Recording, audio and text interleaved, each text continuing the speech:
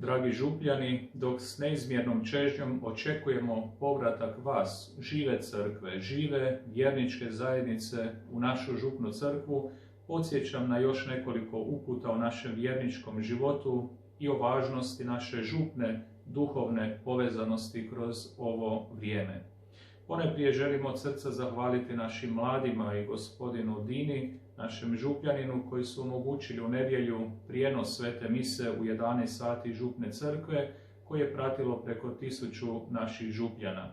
Svake ćemo nedjelje, zahvaljujući dobroti spomenutih osoba, imati izravni prijenos slavljenja presvete Euharistije iz naše župne crkve. Također želim vas podsjetiti da svakoga dana popodne u 5 sati zvona naše župne crkve kao poziv na molitvu za suzbijanje epidemije u svijetu, kao poziv na molitvu za medicinsko osoblje, ali i za sve nas da budemo ponizni i poslušni onima koji nas vode, koji nas upućuju u ovoj neželjenoj situaciji.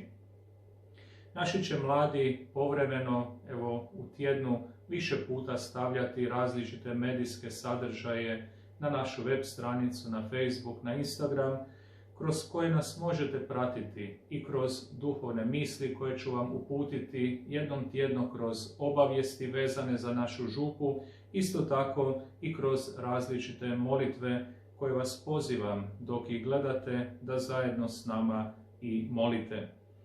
Župni ured, kao što je poznato, do daljnjega ne radi. Tu sam u njemu, pust je, prazan je, nedostaju oni zbog kojih je župa i župni ured ovdje, to su ljudi, ali prihvaćamo i to kao svojevrsni križ u ovo vrijeme korizme, u ovo vrijeme u kojem smo se suočili s teškom bolešću i njezinim širenjem. Ali za sve ono što je hitno, potrebno, slobodno nazovete na broj našeg župnog ureda 01 65 30 129 i kad se, ne daj Bože, dogodi smrtni slučaj u obitelji, nazovite na taj broj kako bi dogovorili sahranu, a svete mise zadušnice služit će se naknadno kad završi ovo vrijeme iskušenja. Posebno mi je drago što susrećem tijekom dana dok sam na dvorištu ili u crkvi vaša draga lica koja dolaze u našu župnu crkvu na osobnu molitvu. Dođite i ustrajte u tome, makar na kratko. Poklonite se Isusu koji je prisutan među nama u presvetom oltarskom sakramentu i u našem svetohraništu.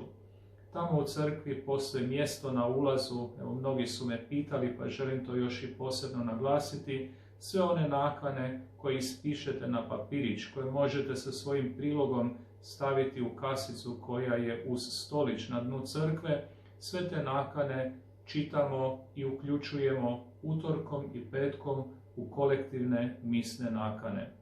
Doista su tamo ispisane lijepe i plemenite misli na kojima vam od srca zahvaljujem. Želio bih spomenuti i sljedeće, da se ovih dana od strane našega grada nastavlja uređenje našeg župnog parkirališta. Položili su sada cijevi u zemlju kroz koje će ići javna rasvjeta da bi danas sutra naše parkiralište moglo biti i osvjetljeno.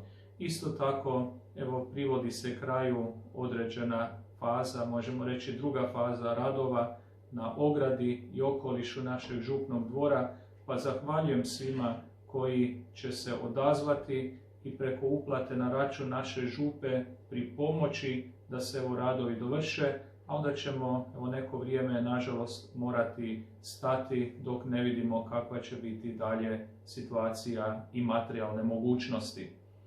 Pitali su me neki za pobožnosti 13 utoraka Svetom Antunu. Ovaj tjedan imali smo drugi utorak, a pribavio sam i knjižice koje možete uzeti na ulazu u crkvu, baš pod nazivom Pobožnost 13 utoraka Svetome Antunu, pa ih moliti kod kuće. Isto tako vas potičem da posebno utorkom i petkom u zajedništvu s vašom obitelji, članovima obitelji, osobito s bolesnima i starima, sjednete lijepo i zajedno molite pobožnost križnoga puta. hodočašće u Crnu Goru i Dubrovnik, evo moramo, kao što vam je poznato i svima nam jasno, nažalost odgoditi za termin, a to je 25. do 28. rujna ove godine, ako bude sve u redu. Evo, sve vas srdačno pozdravljam, želim svako dobro svima vama, posebno mislim na naše prvopričesnike i krizmanike.